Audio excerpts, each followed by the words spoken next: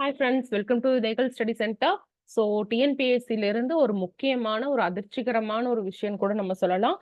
Group 2க்கும் group 4க்கும் group 2A இந்த 3 எக்ஸாமுக்கான syllabus change பண்ணியிருக்காங்க. That is ப்ரிலிம்ஸோட syllabus change பண்ணியிருக்காங்க. அதுதான் நான் இப்போ காமிக்கிறேன். ஃபர்ஸ்ட் குரூப் 2A வந்து பார்க்கலாம். இப்போதைக்கு வந்து பார்த்தீங்கன்னா இப்போ மெயின்ஸ் எக்ஸாம் இருக்கு. ஸோ அதனால நம்ம ஃபர்ஸ்ட் குரூப் 4 பார்த்தலாம். சரிங்களா? ஒன்றும் இல்லை, சிலபஸ் வந்து கம்பைல் பண்ணியிருக்காங்க, அவ்வளோதான். அதே மாதிரி எந்தெந்த இப்போ பார்த்தீங்கன்னா இப்போ நமக்கு கன்ஃபியூஸா இருக்கும் இல்லையா? இப்போ சயின்ஸ்னா ஒவ்வொரு சமயம் 10 கொஸ்டின் கேட்குறாங்க, ஒரு சமயம் 15 கொஸ்டின் கேட்குறாங்க, ஒரு டைம் ஒரு 7 கொஸ்டின் தான் கேட்குறாங்க. இந்த கன்ஃபியூஷனை விளக்கியிருக்காங்க. சரிங்களா? தட் இஸ் என்னென்ன சப்ஜெக்ட்டுக்கு என்னென்ன கொஸ்டின்ஸ் அப்படிங்கிறது தெளிவா வந்து இங்க போட்டிருக்காங்க. பாத்தீங்களா? ஸோ ஜெனரல் சயின்ஸ்னா 5 கொஸ்டின்ஸ் தான் கேட்போம். அதுல வந்து பாத்தீங்கன்னா அடுத்தது ஜியாகிரபி. இந்த மாதிரி யூனிட்டையே ஃபுல்லு தலையில திருப்பின மாதிரி தான் இருக்கு. பட் உள்ள இருக்கிறதெல்லாம் கண்டென்ட் எல்லாமே சேம் தான். நீங்க அதுல எந்த பயமே செய்ய தேவையில்லை, பயப்பட தேவையில்லை. சிலது மட்டும் சேஞ்ச் பண்ணி இங்க பாருங்க, latest invention in science and technology, இது ஒரு நியூவா இருக்குது.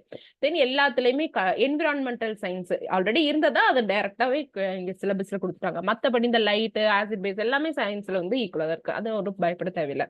அடுத்து பாருங்க, ஜியாகிரபில 5 கொஸ்டின் தான் கேட்போம், அவ்வளவுதான். ஸோ கொஸ்டினோட அந்த 75 கொஸ்டின்ல இந்த சப்ஜெக்ட் வந்து இவ்வளவுதான் அப்படின்னு கிளியர் கட்டா சொல்லிட்டாங்க. இது தமிழ் வேணும்னாலும் அது தமிழ் பிடிஎஃப் இருக்கு. இப்போதைக்கு நான் எக்ஸ்பிளைன் பண்றதை வச்சுட்டு அது 5 கொஸ்டின்ஸ் தான் இருக்கு அப்படின்னு சொல்லிட்டாங்க. அடுத்து ஹிஸ்டரியும் ஐஎன்எம்மும் மெர்ஜ் பண்ணிட்டாங்க. யூனிட் 7 இருந்தது இல்லைங்களா?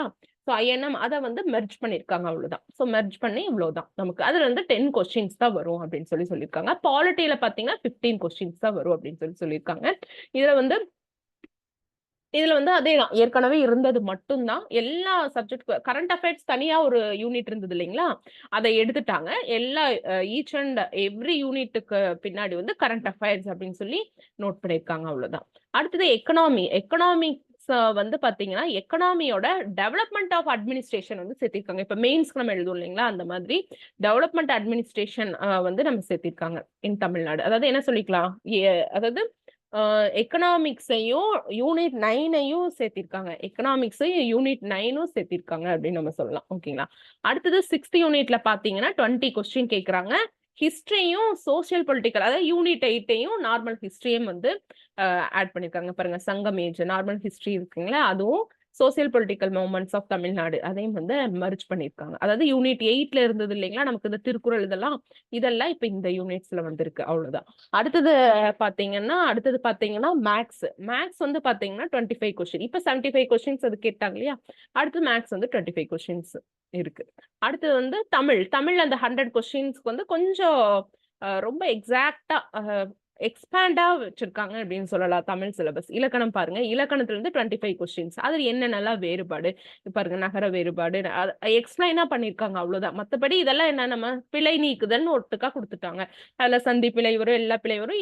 இவங்க அதை எக்ஸ்பிளைன் பண்ணிருக்காங்க, பண்ற மாதிரி இருக்குது. சுட்டெழுத்துக்கள், வினா எழுத்துக்கள், ஒருமை பன்மை பிழை, ஜென்ரலா பிழை நீக்குதல்னு இருக்கிறத அப்படியே எக்ஸ்பிளைன் பண்ணிருக்காங்க. பயந்துக்கவே தேவையில்லை.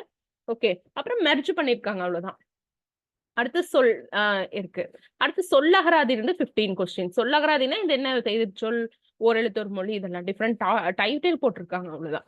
சரிங்களா? அதுக்கு வந்து எக்ஸாம்பிள் கூட கொடுத்திருக்காங்க. சரிங்களா? அப்ப நமக்கு கொஞ்சம் ஈஸியஸ்டா தான் இருக்கு. பிழை தீர்த்துதுன்னா இந்த மாதிரி இருக்கும் அப்படிங்கறது எக்ஸ்பிளைன் பண்ணி கொடுத்திருக்காங்க. சரிங்களா? அடுத்து எழுதும் திறன், சொற்களை ஒழுங்குபடுத்துறது, நம்ம இது ஆல்ரெடி பழைய சிலபஸ் தான், கொஞ்சம் அவங்க வந்து எக்ஸ்பிளைன் பண்ணிருக்காங்க, பயப்பட தேவையில்லை. அடுத்து கலை சொற்கள் கேட்டிருக்காங்க. தட் இஸ் நம்ம எல்லா தமிழ் புக் பின்னாடி English to Tamil, Tamil to English எழுதுவீங்க இல்லையா? அதேதான். இங்க பாருங்க, மரபணுனா ஜீன், அதை யூனிட் 4 அப்படின்னு சொல்லி வச்சு கொடுத்துருக்காங்க. யூனிட் 5 பாத்தீங்கன்னா கொடுக்குற 10 இருந்து கேட்கப்பட்ட வினாக்களுக்கு சரியான விடை தேர்ந்தெடுத்தல் மெயின்ஸ்ல இருந்துச்சு இல்லைங்களா? அந்த மாதிரிதான், ரொம்ப ஈஸி தான். முகப்பு செய்திகள், இது எல்லாமே இந்த செய்திகள் பத்தின இதுவும் குறியீடு, இது எல்லாமே 11th கிராமர்ல இருக்கும். அதனால நீங்க ஃபர்ஸ்ட் வந்து 10th வரையும் தான் படிச்சுட்டு இருந்தோம். இப்ப நம்ம 11th கிராமர், 12th கிராமர் எல்லாமே நம்ம பார்க்கலாம். மொழிபெயர்ப்பு இதெல்லாமே கொடுத்திருக்காங்க. அடுத்தது பாருங்க, தமிழறிஞர்களும் தமிழ் தொண்டும் கொடுத்திருக்காங்க. அது ஏற்கனவே இருக்கிறதா, அதுல திருக்குறளை இதுலயே ஆட் பண்ணிருக்காங்க. அப்புறம் ஏற்கனவே என்ன சிலபஸ் இருக்கோ அதே தான், கீவாஜா மட்டும் ஆட் பண்ணிருக்காங்க. அதுக்கப்புறம் தமிழொலி, ஒரு திறங்கண்ணனார், இந்த மாதிரி கொஞ்சம் இருக்கு. சரிங்களா? சோ இலக்கியம் எங்கப்பா போச்சுங்கிறது தான் ஒரு கொஸ்டின். பார்க்கலாம். இதை வந்து நம்ம ஒவ்வொரு யூனிட்டா எடுத்து நம்ம பார்க்கலாம். சரிங்களா?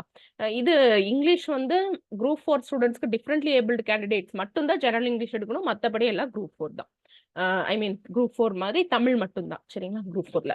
அடுத்தது பாத்தீங்கன்னா 2A பாத்தீங்கன்னா அது மாதிரி தான். General science 5 questions, geography 5 questions, history ஐஎன்எம் சேர்த்திருக்காங்க 10 கொஸ்டின்ஸ், சேம் சிலபஸ் தான்.